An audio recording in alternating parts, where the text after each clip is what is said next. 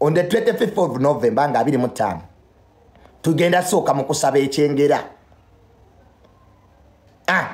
So abagala okusaba, please inbox me. Those who want to be part of the prayers, nga tujukira my dad, the late Tamale Mirundi Sr. We shall have prayers at our home in Chengera. Nina abagenyi abakulu bangi okuva mu government, those who are going to attend. So mujje mutwegatteko abali mikwano gya daddy, bali be yali akolagana nabo. So please kakati then yawe ekiro tudde mu birthday yange.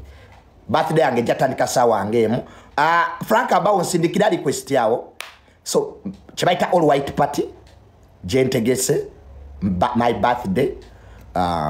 So abanagala okujega tako you just have to buy a table. Sente tono nnyo. Mitwala abiri. Just 200. You buy yourself a table, kijja kuba kyamaanyi. Kulia kunwa ku birthday ya Junior. Je twita all white. Ate era ku olwo wendaga my new car, motoka yange je nakagula. Bino byonna bigenda kubeera 25th November. 25 November. So those who want to join me, please, you can do so. Junior, can I send a request? It's okay, you can send me a request. So abagala ebisingawo, please mugende inbox yange. Oyagala ku attending akusaba, get am inbox. Oyagala ku attending my birthday, get am inbox. So ate tugenda Zanzibar. Those who are interested, yogenda nafe Zanzibar. The window is still open. Just million in your turn. 5M and 4M. You can join us in Zanzibar. Bezibanga sete nyingi bireke bambi. Tankubuze omusango bote guli mu kooti. Guli mu kooti. Anu ndoza mu kooti adete bana gutwala yoba. Haji ogenda okugenda mu prison oba na muntu ogenda mu prison ndoza asinzira mu kooti. Waliwo omuntu gwe bajja ku police nga batwala mu prison. Omusango ogwo guli mu kooti. Kakati abagogerako bonna bagogerako batya. Omusango guli mu kooti alisi kubanga omuntu okutwala mu prison ova mu kooti. Chaka guli mu kooti. Ye guli mu kooti. Omusango guli mu kooti. Lwaki abantu bagogerako? Ne nakiwala kiyingi omukulu nakiwala kiyingi. Naye yakola ensobi. Anti sokolize lwaki tugogerako Junior. Bwe babanga baguleeta ku platform ya Luskalibala.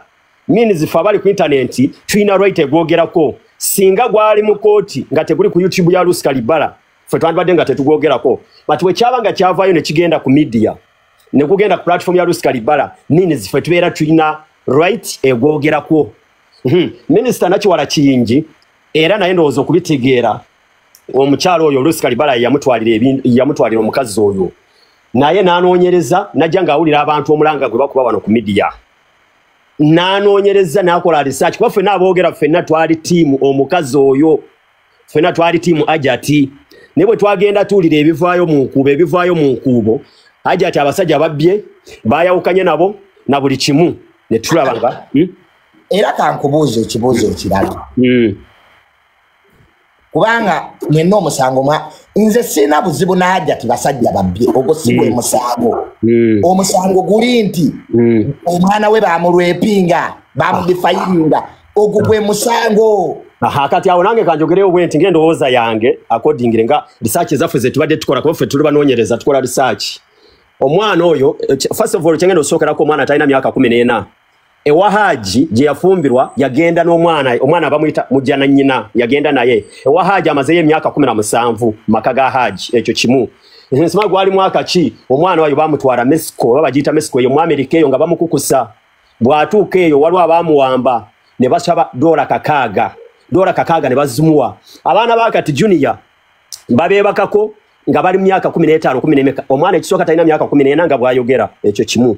Ekyokubiri omwana yali yabuuka dda mu Uganda. Junior omuntu aviira mu nsi gy'alimu gy'azaalibwamu n'atambula n'agenda mu nsi endala. Abatakyali mwana oyo muwala bayakula dda. Omuwala bamwebakako dda sigamba nti bamulempinga baali bamwebakako dda nga bwolaba abawala betuze tukwana. But kati omukyalo n'anoonya kozi yonna wasobola okubbira omusajja ono n'akireeta bwe batyo nti bakozeseza omwana. Junior kinyagala okubuuza Hajji bw'abanga yakozesa omwana ono n'amwebakako ng'ali ku kaddeeka n'amukozesa. Junior emyaka gy'olina wakebaka n'abakazi bameka? Abawo kankubuuza ekibuuzo ekirala. Byonna mbiwulidde. Byonna by'oyogera si gwe musango. Anti sokolize kati byonna biwulidde. ebyo gende Mexico oba omwana agende Mexico oba omwana ebyo sibi ebikulu ekikulu kiri nti was the girl raped or not alina okuddamu ekibuuzo ekyali ogu polisi egamba ki soko orize Junior soko mpulirize nze n'ensonga lwaki nkubuuziza wakebaka n'abakazi bameka Junior nze naye bakakoko n'abakazi abazaalako naye omukazi bw'oba opulenga naye sex akuba enduulu n'akulaga nti ali bulumi oba babeera bulumi oba kuwomerwa naye ogamba otya nti Hajji yalepinga omwana nga bali kadeeka banne bali wansi n'atakuba nduulu lepu ekyo njagala okiwulire Junior bamulepinga ali kadeeka waggulu banne bali wansi maama we ali mu ddiiro eri ne bamulepinga omwana gwe balepinze n'atakuba nduulu eyo lepu eba efaanana etya Junior nga n'omukazi yazaalako edda bw'oba okola naye sekisi bakuba enduulu n'ali mu luumu endala ziri n'awulira sitole ya Hajji ne Hajjat nali ng'anyo ogyogerako kubanga ekisooka omusango guli mu kooti amateeka tegatukkiriza kwogera ku misango giri mu kooti era n'owekitiibwa Nakiwala Kiyingi naye yakolamu ensobi okukwata omusango oguli mu kooti n'aguwuliriza ekyo kimu ekyokubiri ekikulu omukyala ono yaloopa nti omwana we baamukozesa Hajjat talina buzibu ye yaloopa yavayo ne yeekubira enduulu nti omwana we baamukozesa which is okay everybody can do that because it is her right ye kakati bw'amalo gati omwana we baamukozesa kati yalina okuprovinga because anybody who alleges must prove olina okuprovinga nti omwana we baali bamukozesa kati ekizibu ekiri mu story eno yafunye abawagizi criminality teyeetaaga supporters obuzi bw'emisango tebubeerako kuwagira evidence yebeeyogera nze nali njagala Hajjat yaleete evidence obujulizi obulaga nti Hajji yakozesa omwana we bye twagala owulira naye kati ekiriwo mu divertinga story eno mbusimanya Hajjat ayina national ID ebyo tebigasa oba Hajjat ayina national ID 10 that's not important mbusibanya omwana bamutwalako e Mexico that's not important was the girl raped or not that is what is important omwana bamukozesa oba nedda kyekikulu biri ebisigadde byonna kasasiro naye kati waliwo abantu abadivertinga story eno eve ku mulamwa gwayo twagala kutegeera kintu ekyo omwana bamukwata oba tebamukozesa kati omuntu alina okwasalinga that question ye police yekola investigation police report yegamba ki kuba omuntu wemuplayinga sex basobola okujjamu spams oba samenizi z'omuntu ne bategeera ani gwe weebase naye nze nina mukwano gwange yakwata mukyala we namutwala ne bamujjamu spams nga za mukwano gwe kakati polisi yegamba ki bane twekera owuliriza abasiru buli omusiru naawe ensala ye it is on the police report yeyina okutubuulira omwana ono baali bamulwepinga sipamu ziki ze basanzeemu we bakoze experiment naye ogenda okulaba criminality tebeerako bawagizi Hajji waba teyarwepinga mwana oyo era amazima gajja kuzuuka ate era waba yamulwepinga era amazima gajja kusalibwa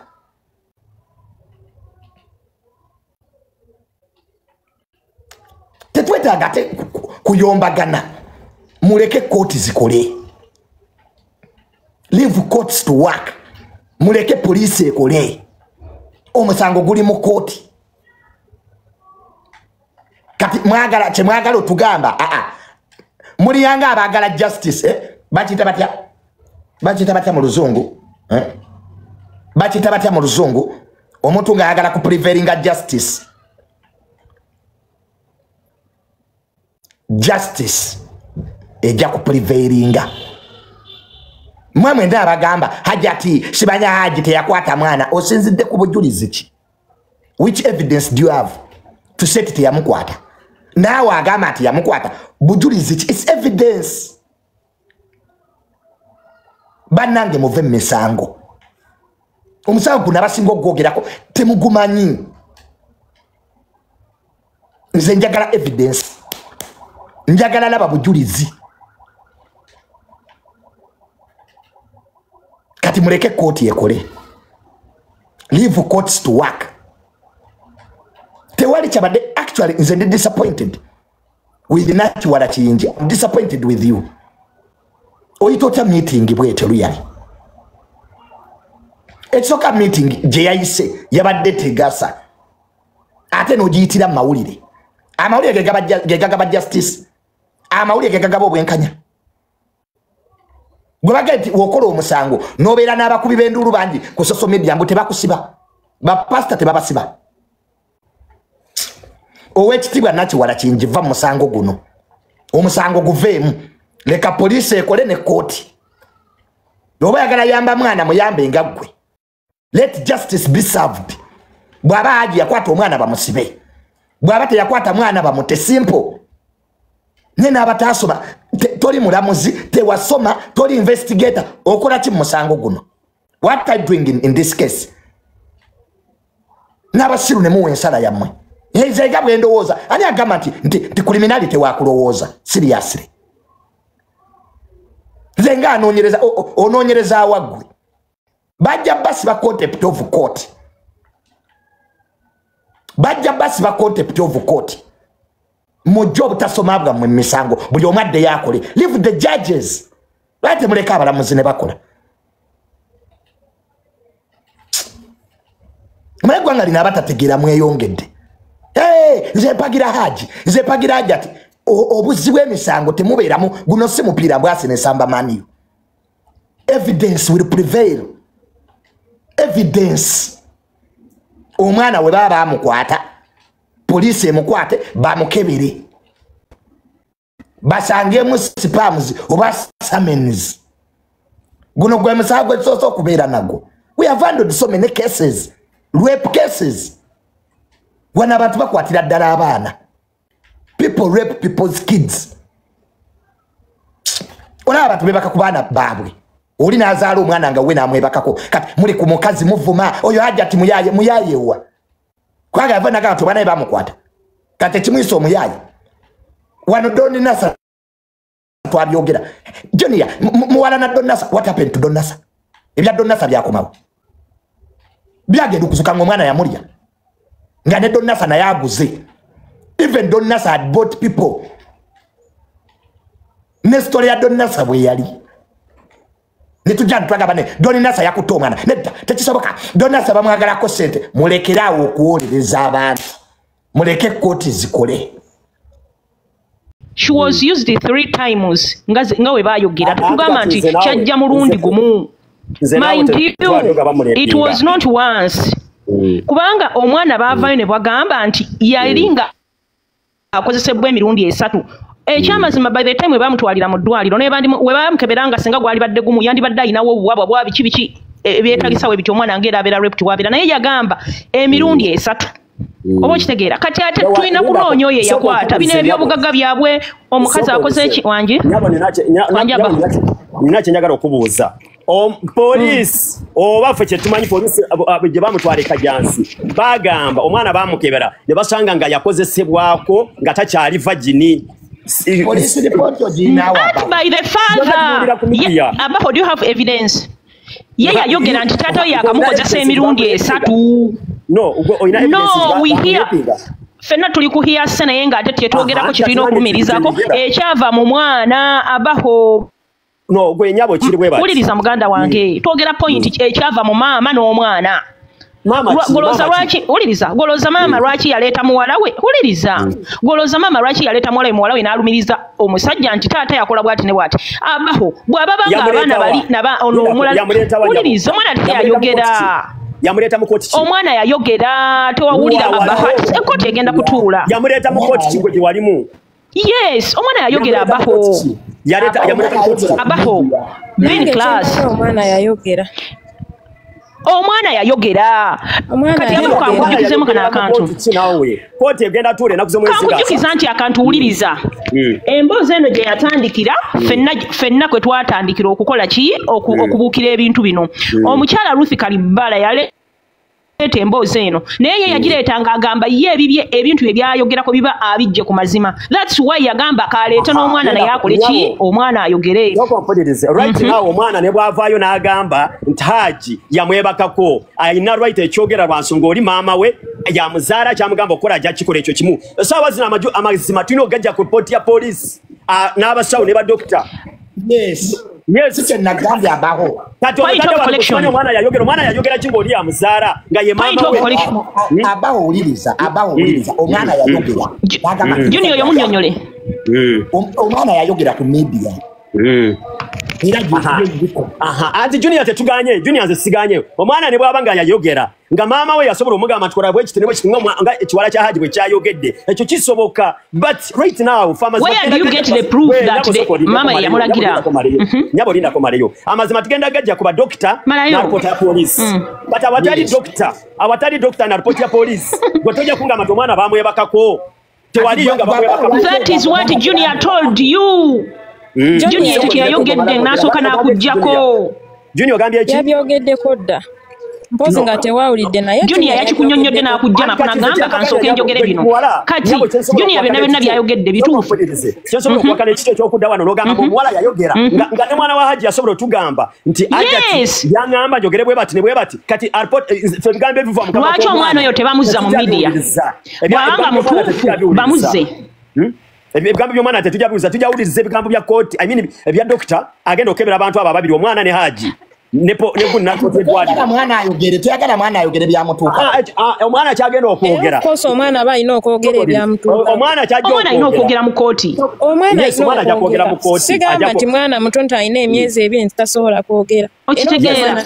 Omwana aba alina okwogera. Omwana ajja kwogera tetuganye but report y'omwana tetujja gitwala wiza nga tewali report ya ddwaliro ne police. Okiraba kuba abasawo abo kyemanyi bakebera dda ne Hajji watuukidde okugenda mu kooti report eyinza okwaga singabivayo nga Hajji yalwepinga omwana abawo nga bamusiba yes nga bamusiba singa kivayo nga teyamulepinga okkiriza nti eriyo possibility nti Hajji yeebaka ku mwana oyo eyo possibility ogikkiriza nti gyeri. Yes nsobola agikkiriza n'obutagikkiriza lwa nsonga singa evaayo nga teyamwebakako mwe mujja kwogera ki. Tetulina sayidi tuzze kwogera ku issue eyo. Gwe nani abaho twogera ku Hajji ne Hajjat issue eriwo fenga ffe n'abantu abaliko 600 tulina kwogera ku nsonga eyo. No, it's not my own opinion because never nange nabo bayogera kyekimu abaho goyawukanya ku ffe.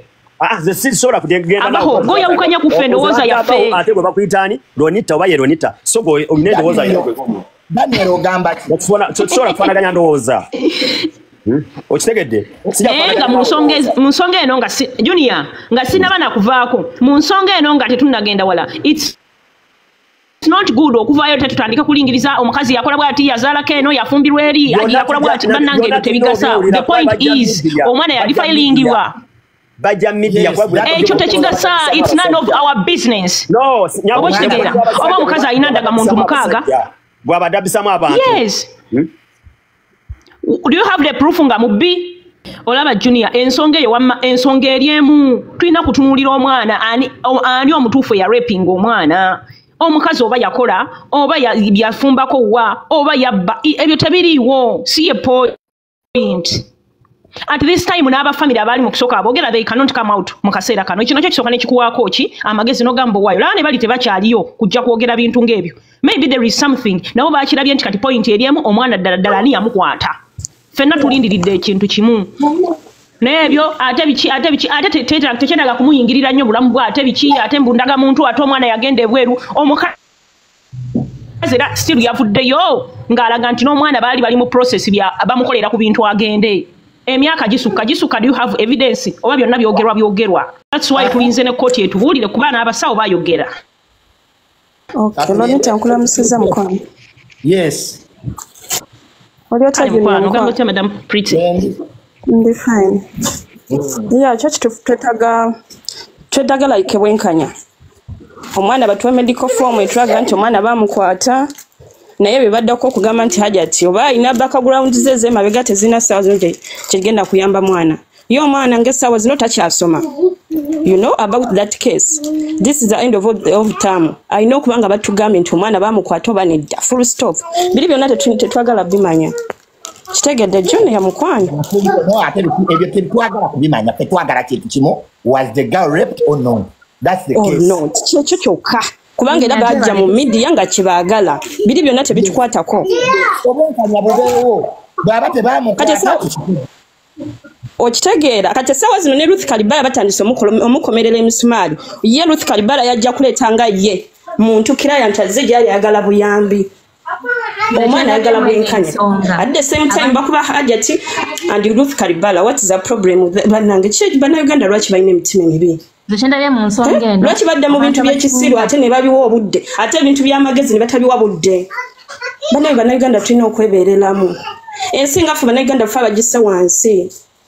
Mukitegera bamikulu. Tolabye kiki? Nendabye baagala bagambe nti Hajji teyakwata mwana bavuube Hajjat. Kubanga like sawa zino eno bavuga diversion okusirisa Hajjat. Kubanga nalabye nga bali mukubuuza Hajjat nga bamugamba nti tulagendaga muntu bali badde boogera sawa zino ku mwana na Hajjat ne Hajji naye nga bagamba olina endaga muntu biri simanya biki Hajjat yabba gundi oyo omwana tasobola kukeera kumakya n'agamba taata yankwata nga tebamukwata bane teri mukazi asobola agamba nti gundi wankwata nga tewamukwata. Hajji ayinza obba yakozesa omwana oyo omwana ayinza obba akali nga yalinayo omuntu mulala naye nga Hajji yakola ki yamukozesa. Naye sawa zino bavuga diversion bagijja ku mwana bagiteeka ku Hajjat be yali ayagaddeko be yabba simanya biki. Ebitatukwatako right now. Ebitatukwatako point eri nti omwana bamukwata omwana tasobola agamba nti wankwata teri mukazi agamba nti wankwata nga tewamwebakako bamukwata. Owange Njebaleko nawe jebale ali nze ku nsonga eno what I think ensonga kati ekyali 50-50 kiyinza okuba nga Hajji yakwata omwana kiyinza okuba nga Hajji teyamukwata. Accordingly tulina okumanya facts related to the case. Bino ebintu ebirala related bye bagamba simanya property simanya ndagamuntu ebyo they are not the primary issues in the case. Kati case eriwo nti Hajji yakwata omwana. What we want from that case is waliwo evidence by bakola bagenda ku dwaliro and then they took samples ziraga proof nti Hajji really had intercourse n'omwana bateziraga. That is one.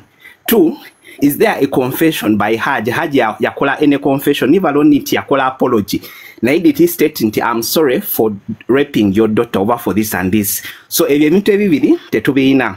Naye what other people are bringing up tebagamba nti bali mu examininga past y'omuwala ya Hajjat engeri gy'abadde atambula mu bufumbo bw'abaddemu emabega eyo. It's not related to Nisha's case, but they are trying to raise a case called an issue called defamation. Defamation kwegamba engeri gyeyingiramu nti you can accuse someone of doing something ngoyagala muwononera linnya. So bino ebintu ebirala bibaleetamu it comes to what they call defamation in law. Kati defamation it's in two ways. It's liberal oba it can be slander. Liberal is when you publicize it, not just mawulire you publish it. Oba slander you can just say it. Kati if bana abantu baleeta nti Hajji kintu yamukola bwati Hajji Mutebe yamukola bwati, they are trying to show nti there is an issue of defamation which is related to this rape case, and even this maybe this Hajji, it is just defamation. So it's not the primary thing, na yet it is related. So to start brushing out completely off, because defamation is there even by the within law, it is there, it is standard, it's known. The court prosecutes people against it. And your defense against defamation is your defense katinga Hajjat could be it is true yamukwata. So your defense against defamation, you win that. Over the other things wrongful arrest, wrongful imprisonment, all those things are related. So we can go back to the primary thing Hajji yamukwata. But if the hospital records of hospital investigations they were proving and there was intercourse, we just throw them out. Now if that one doesn't prove, the DNA ku samples, if it doesn't prove anything into Hajji akwata omwana and Hajji tana kuvayo kuwa confession, then the other case of defamation can be brought in, which brings in all this other past omukazi engeri gy'abadde yeeyisa, maybe alimbako gundi, maybe diru ya. Yes. Jebale ko Junior.